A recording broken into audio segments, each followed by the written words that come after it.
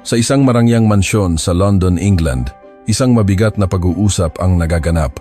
Kung pakakasalan mo ang lalaking iyon na isang magsasaka lang sa probinsya ng Pilipinas, hindi ka na namin ituturing na anak. Ang malamig na ultimatum ng kanyang ama ay hindi sapat para pigilan ang kanyang desisyon na lumipad patungong Pilipinas. Ang bida ng ating kwento ngayon ay si Isabela, isang babaeng lumaki sa isang marangal na pamilya sa Inglaterra at nakatakdang magmana ng isang multinasyonal na korporasyon. Ngunit dahil sa isang binatang nakilala niya sa Pilipinas, ang buong buhay niya ay nagbago. Paanong si Isabela, isang matalinong nagtapos sa Oxford University na may magandang kinabukasan, ay natagpuan ang tunay na pag-ibig sa isang simpleng bukirin sa Pilipinas. Isang taon ang lumipas, sa sobrang pangungulila sa kanilang anak, lihim na nagtungo sa Pilipinas ang kanyang mga magulang at nasaksihan ang isang nakakagulat na tagpo. Anong himala ang naranasan ng pamilyang British na ito? Halina't pakinggan natin ang natatanging kwento ni Isabela. Magandang araw sa inyong lahat. Ako si Isabela. Ipinanganak at lumaki ako sa Inglaterra, ngunit ngayon ay naninirahan na sa Pilipinas. Ngayon, ibabahagi ko sa inyo kung bakit ko tinalikuran ang lahat para manirahan dito at kung gaano katama ang naging desisyon kong ito. Ipinanganak ako sa Richmond, sa timog ng London.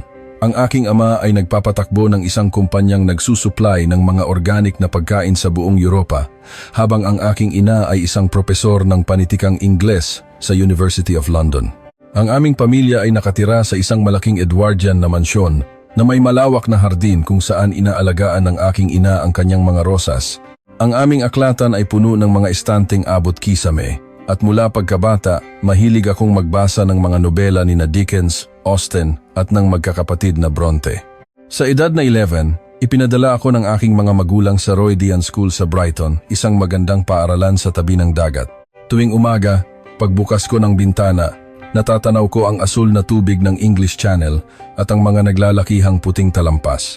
Ang Roydian ay isang tradisyonal na paaralan para sa mga babae na itinatag noong 1885, kung saan maraming anak ng mga mayayamang pamilya sa Britanya ang nag-aaral. Doon ako gumugol ng 7 taon na hindi ko malilimutan. Mahigpit ngunit maayos ang buhay sa paaralan. 6:30 pa lang ng umaga ay gigising na kami sa tunog ng kampana at lahat ng estudyante ay kailangang maging maayos sa pananamit. Mataas ang antas ng mga aralin, Latin, Griego at Pranses ay mga pangunahing asignatura at malalim din ang aming pag-aaral sa agham at matematika. Ngunit sa panahong iyon, may isang bagay na nagsimulang bumagabag sa akin, ang kawalan ko ng panlasa sa pagkain. Kahit anong pagkain sa aming shirtan, dining hall, hindi ko malasanap ng maayos. Maging ang espesyal na linggong handa na roast beef o Yorkshire pudding, habang sinasabi ng mga kaklase ko na napakasarap para sa akin, lahat ay walang lasa. Noong una, inakala kong dahil lang ito sa pagkain sa eskwelahan. Ngunit kahit umuwi ako sa bakasyon at kumain ng luto ni mama, ganoon pa rin. Nang sabihin ko ito sa aking mga magulang, sinabi nilang baka bahagi lang ito ng paglaki. Ngunit lumipas ang panahon at wala pa ring pagbabago, kaya nagsimula na silang mag-alala. Tuwing tag-araw, nagpatingin ako sa isang kilalang espesyalista sa tainga, ilong at lalamunan sa London at kumonsulta sa isang nutrisyonista. Ngunit wala silang nakitang anumang kakaiba. Ayon sa doktor, maaaring psikolohikal ang dahilan at kailangan lang obserbahan. Sa loob ng 7 taon sa Roydian, naging mahusay ang aking mga grado, lalo na sa Ingles at Biology.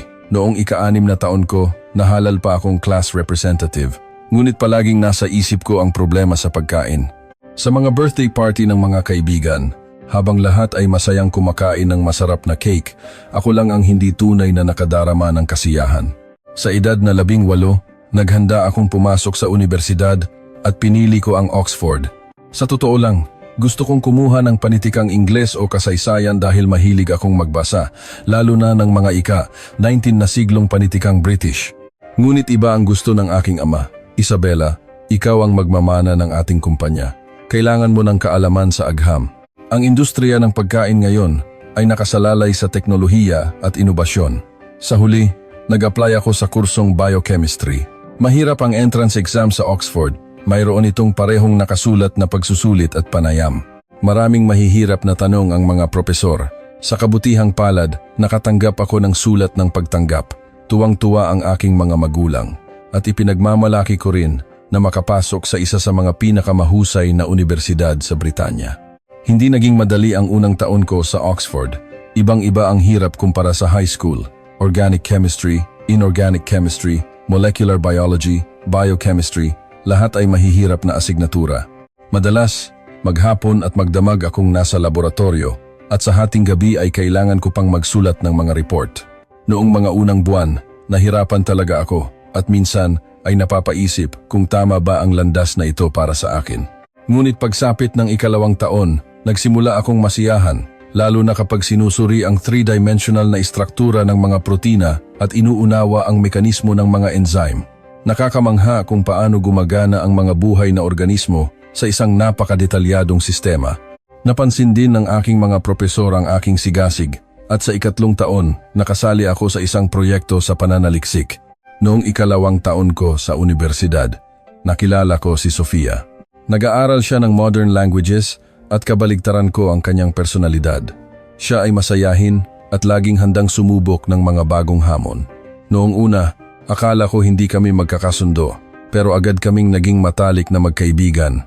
Sabi ni Sofia, masyado raw akong tahimik at inirekomenda niyang sumali ako sa iba't ibang club.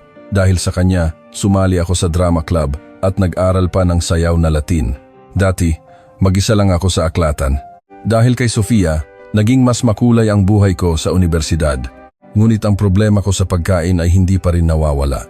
Sa dining hall ng universidad, ang mga pagkain kinakain ng ibang estudyante nang may sarap ay pare-pareho lang para sa akin. Maging ang fish and chips sa pub o pasta sa isang Italian restaurant, lahat ay walang lasa. Laging sinasabi ni Sofia, ang weird mo talaga, Isabella. Paanong hindi mo malasahan ang ganito kasarap na pagkain? Ako man ay naiinis sa sarili ko, pero wala akong magawa. Pagkatapos ng 4 na taon sa universidad, nagtapos ako ng may matataas na karangalan at nakatanggap ng first-class honors degree. Nakatanggap din ako ng mga alok mula sa ilang kumpanya, ngunit gaya ng inaasahan, pumasok ako sa marketing department ng kumpanya ng aking ama. Noong una, masaya ang trabaho. Sinusuri ko ang merkado ng pagkain sa iba't ibang bansa sa Europa at pinag-aaralan ang gusto ng mga mamimili. Nalaman ko na pinahahalagahan ng mga German ang mga organic certification. Mas gusto ng mga French ang tradisyonal na paraan ng paggawa. Binibigyang diin ng mga Italiano ang mga lokal na produkto at mahalaga sa mga bansang Scandinavian ang sustainability. Ang pag-unawa sa mga pagkakaibang ito at pagbuo ng mga estratehiya sa marketing ang pangunahing trabaho ko. Pagkatapos ng 2 taon, marami akong matagumpay na proyekto. Ang aking ulat sa diskarte sa pagpasok sa merkado ng Germany ay nakatanggap ng papuri. Dumalo rin ako sa isang organic food expo sa Paris. Maayos ang pakikitungo ko sa aking mga kasamahan at kinikilala ng aking mga boss ang aking galing. Sa labas, mukhang perpekto ang lahat. Ngunit habang lumilipas ang panahon, lalong lumalalim ang pakiramdam ng kawalan sa aking puso. Araw-araw, pumapasok ako sa opisina, nakaupo sa harap ng computer, nagsusuri ng datos, dumadalo sa mga pulong at nagsusulat ng mga ulat. Sa gabi, uuwi ako, kakain ng simpleng hapunan at matutulog. Kinabukasan, uulitin ko ang lahat. Tuwing Sabado't Linggo, nakikipagkita ako sa mga kaibigan, namimili o nanonood ng sine, ngunit naging isa na rin itong nakakabagot na rutina. Lalo na ang problema ko sa pagkain na hindi pa rin nawawala. Kapag kumakain kami ng tanghalian sa mga sikat na restaurant sa London o kahit sa isang Michelin-starred na restaurant para sa hapunan, lahat ng pagkain ay pare-pareho pa ring walang lasa para sa akin. Habang sinasabi ng lahat, ito ay isang obra maestra o perpekto ang alak na ito, ngingiti lang ako at tatango habang iniisip, ako lang ba ang hindi normal? Talaga bang nalalasahan nila ang mga ito? Isang Biyernes ng gabi, nagkaroon kami ng reunion mula sa Oxford. Nagkita kami ni Sofia at ng 6 pang kaibigan malapit sa Covent Garden. Masaya kaming nagkukuwentuhan tungkol sa aming mga buhay. Biglang sinabi sa akin ni Sofia, Isabella, parang wala kang gana sa buhay nitong mga nakaraang araw. Baka kailangan mo ng kaunting excitement. Sumagot ako, anong sinasabi mo? Okay lang ako, pero alam kong tama si Sofia. Araw-araw, pakiramdam ko ay walang kabuluhan ang lahat. Biglang nagliwanag ang mga mata ni Sofia at nagmungkahi.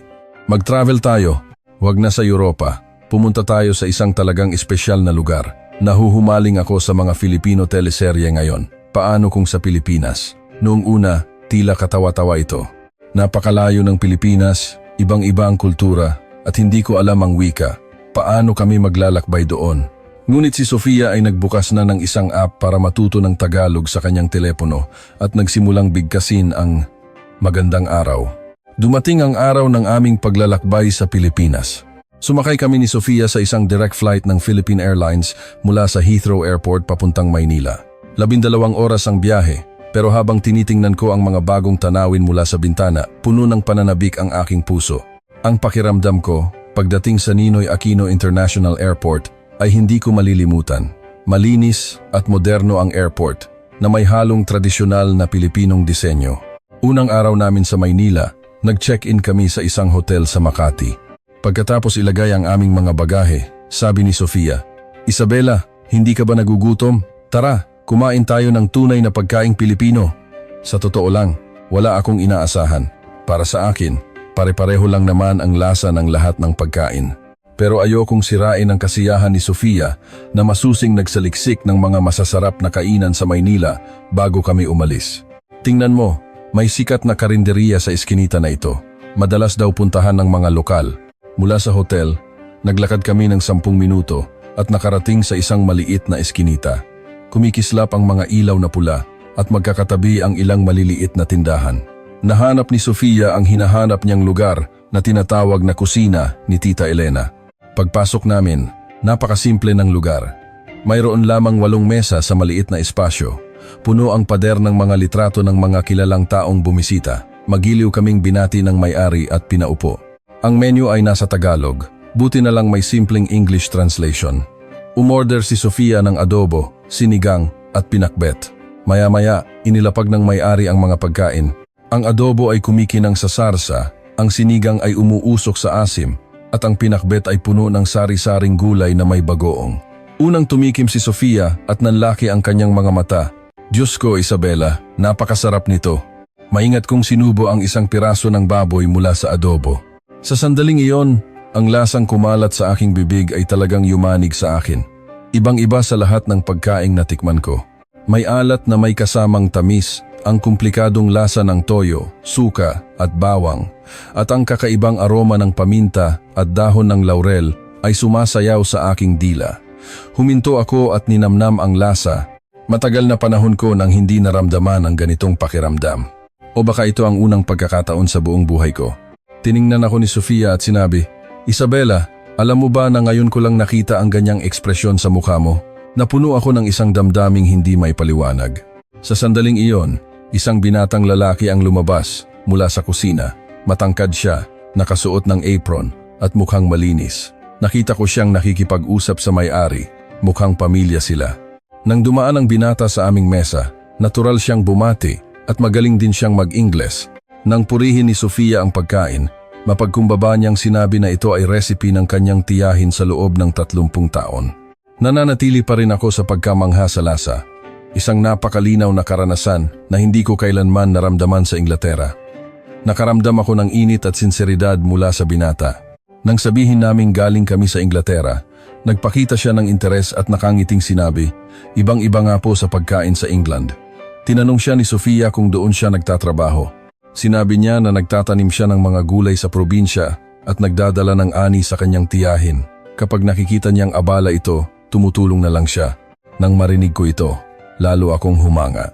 Ang kanyang pagiging matulungin sa pamilya at ang pagiging magsasaka ay nagbigay sa akin ng impresyon ng pagiging tapat at masipag.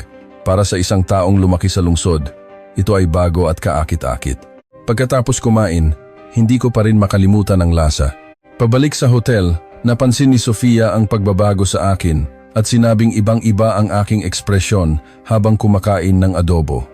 Oo, alam ko ring nakaranas ako ng isang bagong bagay. Kinabukasan, naramdaman ko ang isang kakaibang paghila na bumalik sa lugar na iyon. Nang sabihin ko kay Sofia, sabi niya, "Nagustuhan mo talaga kahapon, no?" At pumayag siyang sumama. Pagdating ng tanghalian, bumalik kami sa eskinita. Muli kaming magiliw na tinanggap ng may-ari. Tuwang-tuwa siyang makita kami ulit. Sa pagkakataong ito, umorder kami ng kare-kare, bukod sa adobo. Lumitaw muli ang binata kahapon. Nagpakilala siya bilang si Mateo. Natuwa siyang makita kami ulit. Sinabi ni Sofia na bumalik kami dahil napakasarap ng pagkain kahapon at ngumiti siya ng buong puso. Si Mateo ay nagtatanim ng mga organic na gulay sa Laguna. Nagtatanim siya ng kamatis, pipino, talong at sitaw. Lahat ay natural na pinalaki ng walang pestisidyo. Puno ng pagmamalaki ang kanyang boses habang nagkukuwento. Kahit mahirap, ang isiping ang mga gulay na itinanim niya ay nagbibigay ng masustansiyang pagkain sa mga tao ay nagbibigay sa kanya ng kasiyahan. Nang dumating ang kare-kare, muli akong namangha. Malapot ang sarsa, malambot ang karne, at ang bawat lasa ay perpektong naghahalo. Ipinagmalaki ni Mateo na ang ilan sa mga gulay doon ay siya mismo ang nagtanim. Pagkatapos kumain, inalok kami ni Mateo na bisitahin ang kanyang bukid kung may oras kami. 1 oras lang daw ang biyahe mula sa Maynila. Masayang sumagot si Sofia na mukhang masaya iyon. Naging interesado rin ako at gusto kong makita kung saang lugar niya itinatanim ang mga sariwang gulay na iyon. Kinabukasan, Linggo, at sinamahan kami ni Mateo sa kanyang bukid. Sumakay kami ng bus papuntang Laguna. Unti-unting nawala ang mga matataas na gusali at napalitan ng mga luntiang taniman. Iba ang ganda nito sa kanayunan ng Inglaterra. Mas mainit at mas malapit sa puso ang tanawin sa Pilipinas. Pagdating namin sa bukid, isang malawak na lupain ang bumungad sa amin, puno ng mga gulay na maayos na nakatanim. Ipinaliwanag ni Mateo ang bawat pananim kamatis, talong, kalabasa, sitaw lahat ay organic. Habang nililibot namin ang bukid, narinig ko ang pilosopiya ni Mateo sa pagsasaka. Nais niya ang pagsasaka na kaayon sa kalikasan. Hindi siya gumagamit ng mga kemikal na pataba o pestisidyo. Mas matagal ang proseso, ngunit mas masustansiya at mas masarap ang ani. Pagdating ng tanghalian, gumawa si Mateo ng ensalada gamit ang mga gulay mula sa bukid. Ang ensaladang gawa sa sariwang pitas na kamatis, pipino at sibuyas ay may kakaibang lasa, mas sariwa at mas matamis kaysa sa anumang ensaladang natikman ko sa Inglaterra. Ang kamatis ay parang prutas. Sabi ni Mateo, iyan ang tunay na lasa ng kalikasan. Ang mga nabibili sa supermarket ay nagbabago ang lasa sa proseso ng distribusyon. Pero kapag bagong pitas, mararamdaman mo ang orihinal na lasa. Lubos akong sumang-ayon. Ito ay parang regalo mula sa kalikasan. Sa hapon, pinanood ko si Mateo na magtrabaho sa bukid. Ang kanyang maingat na pag-aalaga sa mga gulay ay nagpakita ng dedikasyon. Isa-isa niyang dinidiligan, tinatanggalan ng damo, at inaalis ang mga may sakit na dahon. Napagtanto kong ang pagsasaka ay hindi lang basta pagtatrabaho, kundi nangangailangan ng puso at pagmamahal. Sabi ni Mateo, mahirap talaga ang pagsasaka. Kailangang bantayan ang panahon at mag-ingat sa mga peste. Pero ang saya ng pag-aani ay katumbas ng lahat ng hirap. Kapag naiisip kong ang mga gulay na pinaghirapan kong itanim ay masarap na kinakain ng mga tao, nawawala lahat ng pagod ko. Pabalik sa Maynila bago lumubog ang araw. Naramdaman kong ito ay isang napaka-espesyal na araw. Unang beses kong bumisita sa isang bukid at unang beses makakilala ng isang taong napakatapat. Sa bus, mas marami kaming napag-usapan ni Mateo. Nagtapos siya ng agrikultura at agad na nagsimulang magsaka. Tutol din ang mga magulang niya noong una, pero ngayon ay naiintindihan na nila dahil nakikita nilang masaya siya. Ang kanyang tiyahin ang pinakamatindi niyang taga-suporta at ginagamit nito ang kanyang mga ani sa restaurant. Nang maghihiwalay na kami sa terminal ng bus, tinanong niya kung babalik kami bukas sa tindahan ng kanyang tiyahin. Walang pag-aalinlangan akong sumagot ng, oo, babalik kami. At totoong bumalik kami kinabukasan at sa mga sumunod pang araw. Ang lugar na iyon ay naging espesyal sa akin. Sa loob ng 1 linggo, araw-araw kaming kumain doon at naging malapit kami ni Mateo. Nag-usap kami hindi lang tungkol sa agrikultura, kundi pati na rin sa kultura, kasaysayan at mga pangarap niya. Nagbukas din ako ng loob tungkol sa buhay ko sa Inglaterra at ang problema ko sa pagkain. Nakapagtataka talaga, sabi ko, sa Inglaterra. Hindi ko malasanap ang pagkain, pero dito sa Pilipinas, napakalinaw ng lasa. Sabi ni Mateo, siguro dahil bukas na ang puso mo. Ang bagong kapaligiran at mga bagong tao ay nagising ng mga bagong pakiramdam. Tama siya, kapag kausap ko si Mateo, nakakaramdam ako ng kapanatagan at saya na hindi ko pa naramdaman noon. Nang matatapos na ang aming 2 linggong biyahe, napuno ako ng magkahalong damdamin. Ang karanasan ko sa Pilipinas, lalo na ang pagkikilala namin ni Mateo, ay nagdulot ng malaking pagbabago. Sa unang pagkakataon, naintindihan ko ang tunay na lasa ng pagkain. At higit sa lahat, naramdaman ko ang tunay na kapayapaan at kaligayahan. Sa huling gabi, sinabi ni Mateo, "Ang bilis ng panahon, nakakalungkot." Ganoon din ang nararamdaman ko. Ang isiping babalik na ako sa Inglaterra ay nagpabigat sa aking dibdib. Sa sandaling iyon, isang katiyakan ang nabuo sa aking puso. Hindi ito dapat maging isang alaala lang ng paglalakbay. Kailangan ng mas malaking pagbabago. Pagbalik ko sa Inglaterra, hindi ko makalimutan ang mga karanasan ko sa Pilipinas, lalo na ang mga sandaling kasama si Mateo. Ang araw-araw na buhay sa London ay tulad pa rin ng dati, ngunit ang puso ko ay ibang-iba na. Habang nagsusulat ng ulat sa opisina, ang naiisip ko ay ang maliit na karinderiya at ang luntiang bukid sa Pilipinas. Nagpatuloy kami ni Mateo sa pag-uusap sa pamamagitan ng email at chat. Nagpapadala siya ng mga balita mula sa bukid habang kinukwento ko ang buhay sa London.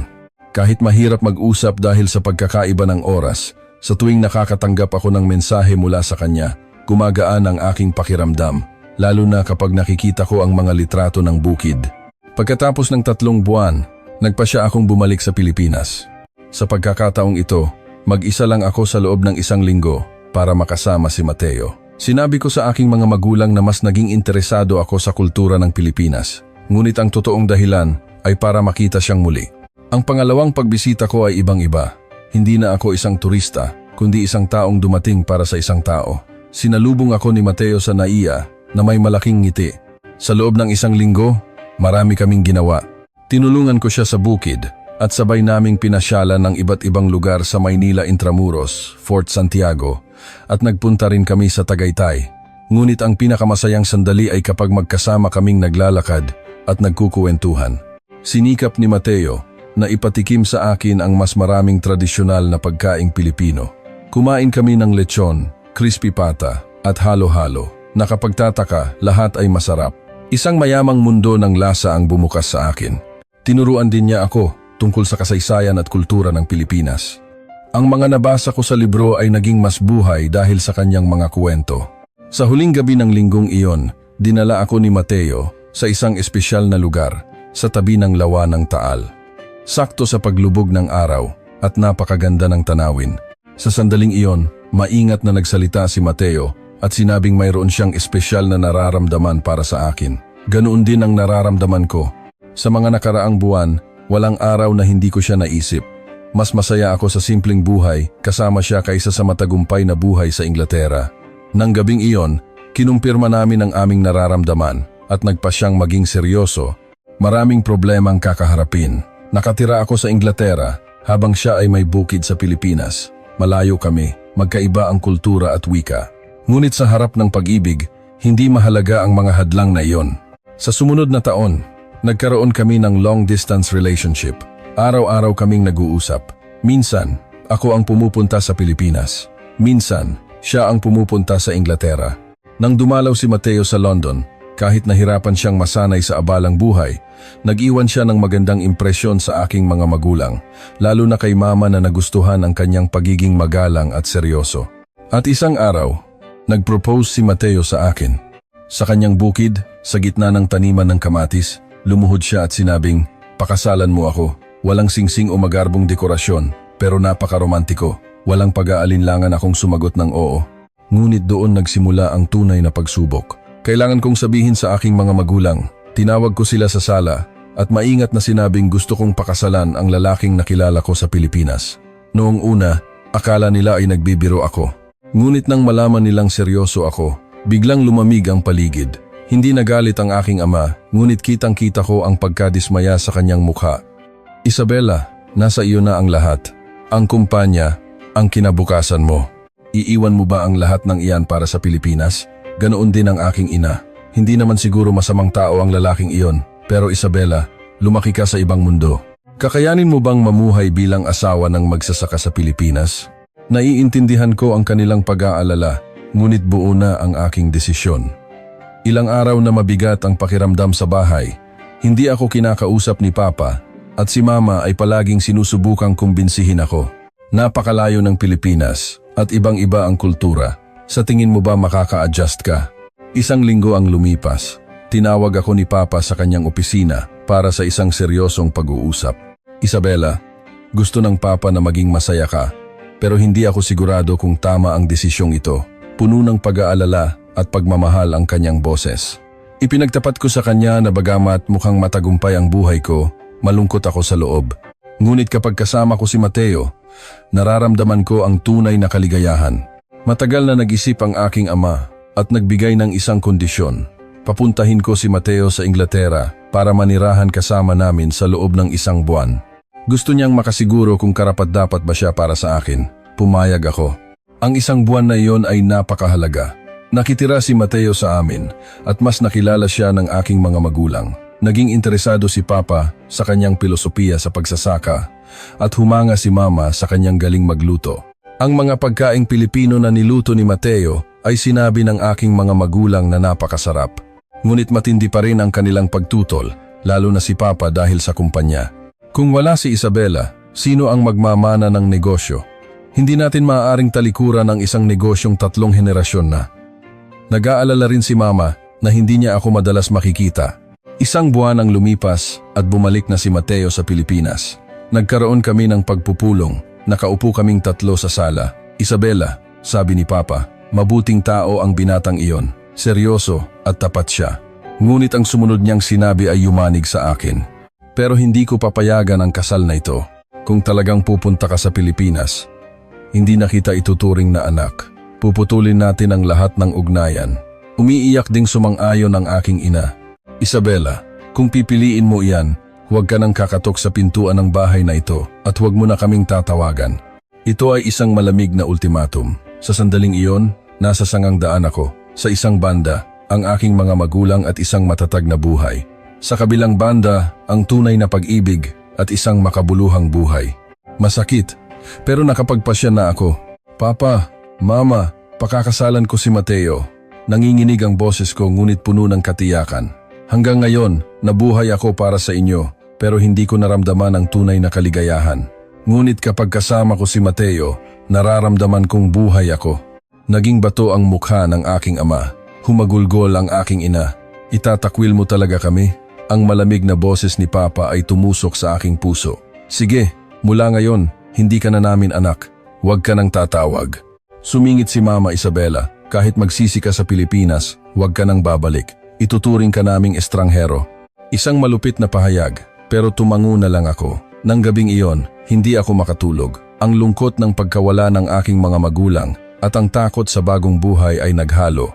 Ngunit kasabay nito, sigurado akong tama ang aking desisyon. Tinawagan ko si Mateo at ipinaliwanag ang lahat. Sinuportahan niya ako, ngunit nag-alala siya sa pagputol ng ugnayan ko sa aking mga magulang.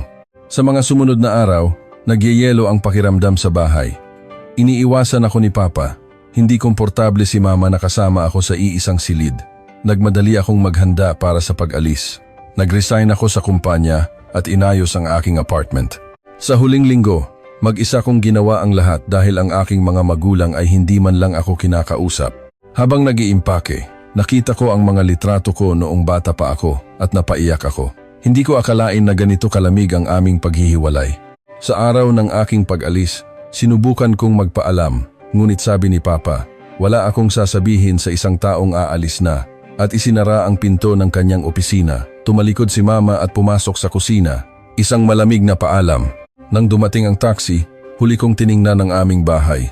Masakit isipin na ang bahay na tinitirhan ko sa loob ng 26 na taon ay maaaring hindi ko na makita. Ngunit hindi na ako maaaring mag-atubili. Sa sandaling lumabas ako ng pinto, naramdaman kong tapos na ang lahat. Habang nasa taxi, tiningnan ko ang tanawin ng London.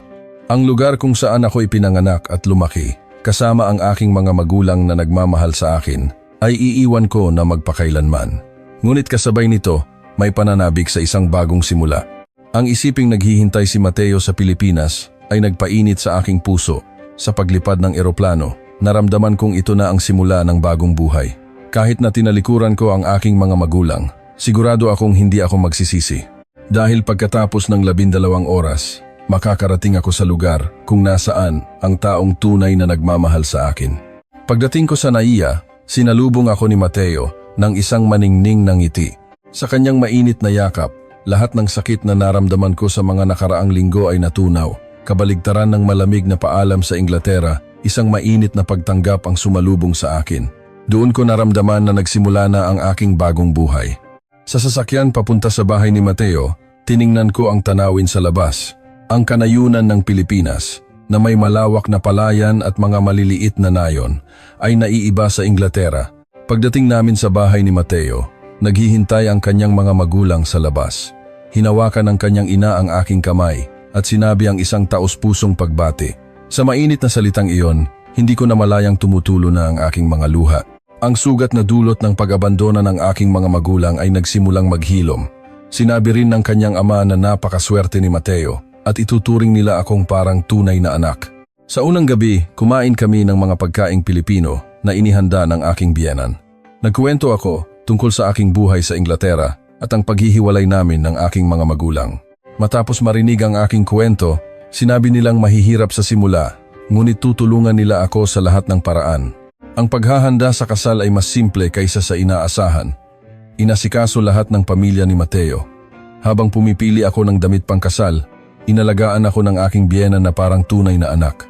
Nang makita niya akong nakasuot ng damit, sinabi niyang para akong isang prinsesa.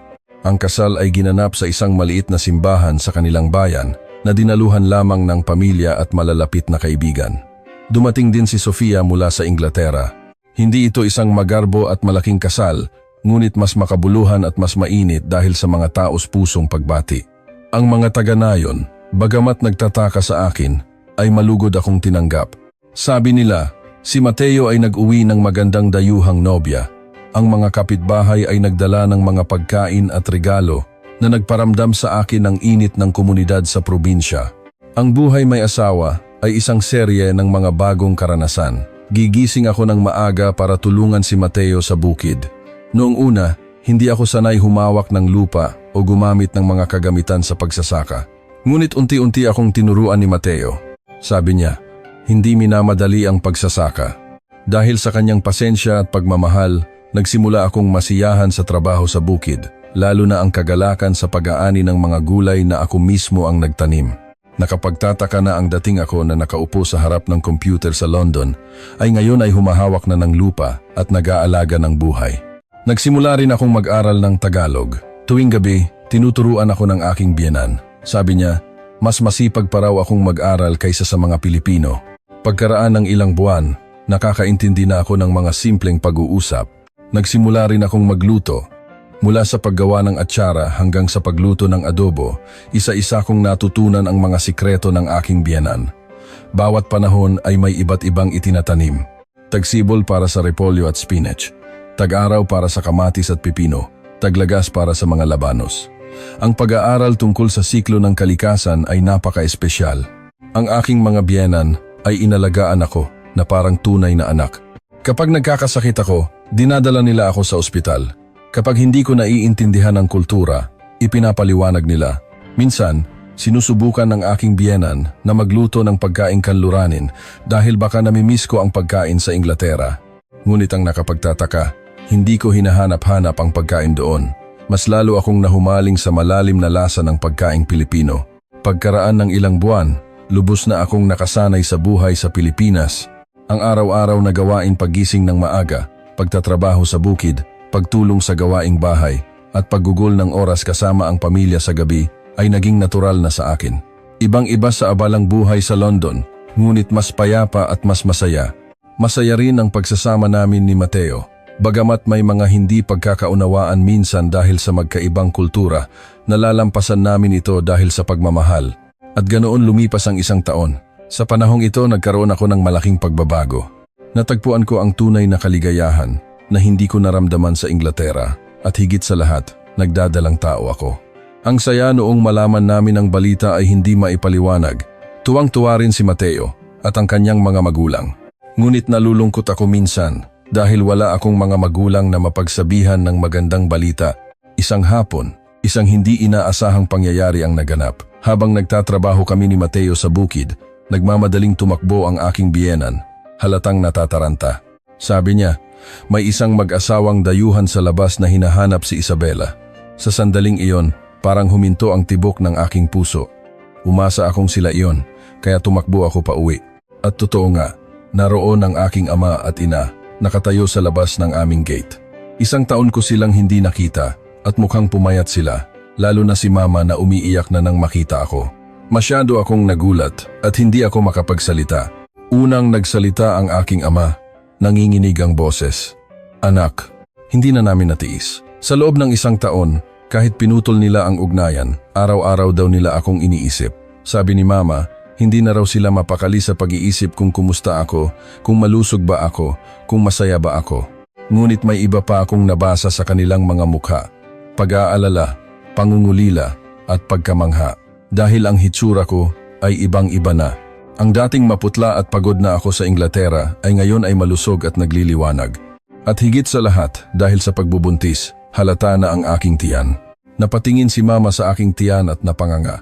Halatang nabigla siya. Isang taon na walang komunikasyon at ngayon ay buntis pa ang kanyang anak.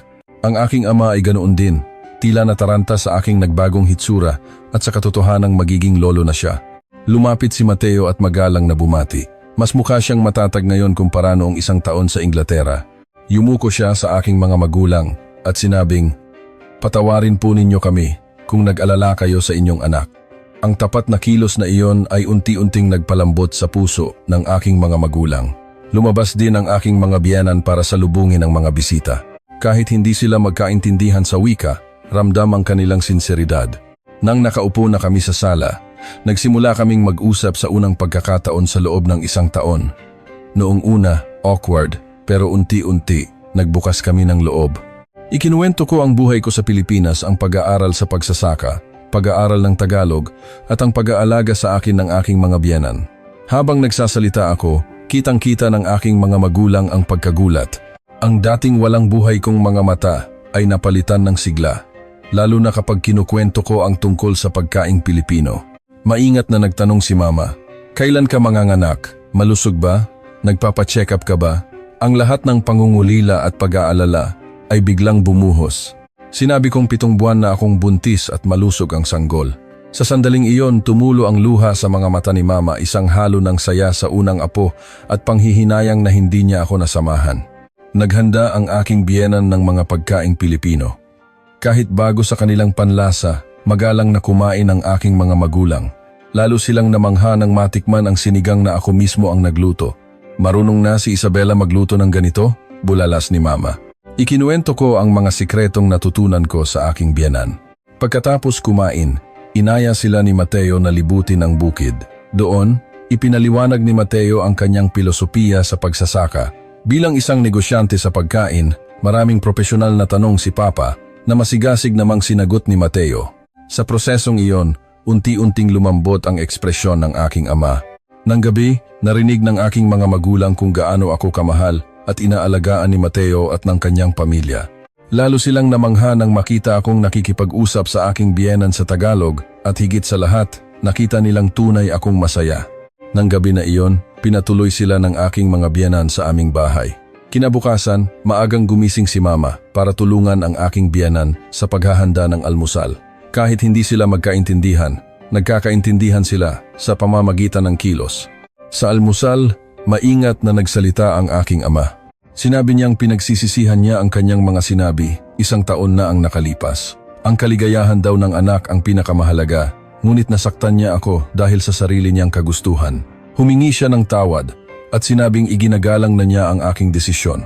Umiiyak ding sinabi ni Mama na nalulungkot siyang hindi namin maipagdiriwang nang magkasama ang pagdating ng kanyang apo at gusto niyang maging pamilya kami muli. Sa kanilang taos-pusong paghingi ng tawad, hindi ko na rin napigilan ang pag-iyak. Nanatili ang aking mga magulang sa amin ng 3 araw.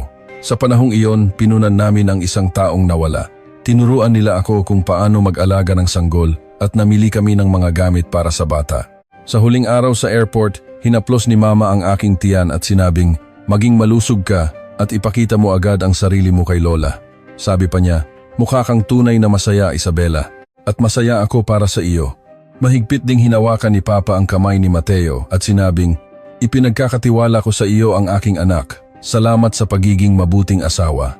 Ang muling pagkikitang iyon ay nagpatibay sa aming ugnayan. Pagbalik nila sa Inglaterra, naramdaman ko ang ganap na kaligayahan, isang mapagmahal na asawa, mga biyenan, at mga magulang na muli kong nakasama. At dahil sa sanggol sa aking sinapupunan, naging mas matatag ang aming pamilya. Makalipas ang 2 buwan, nagsimula akong mag-labor. Dinala ako ni Mateo at ng kanyang mga magulang sa ospital. Pagkatapos ng ilang oras, isang malusog na babaeng sanggol ang isinilang. Ang damdamin noong una kong kargahin ang aking anak ay hindi maipaliwanag. Nang marinig ng aking mga magulang ang balita, agad silang lumipad papunta rito. Sa unang pagkakataon na binuhat ni Mama ang kanyang apo, umiiyak siyang nagsabi, "Ang aming prinsesa, ako ang iyong lola."